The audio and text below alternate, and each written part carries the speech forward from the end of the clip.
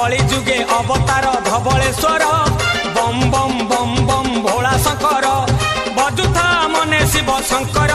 हे कपालेश्वर हे त्रिशूलधर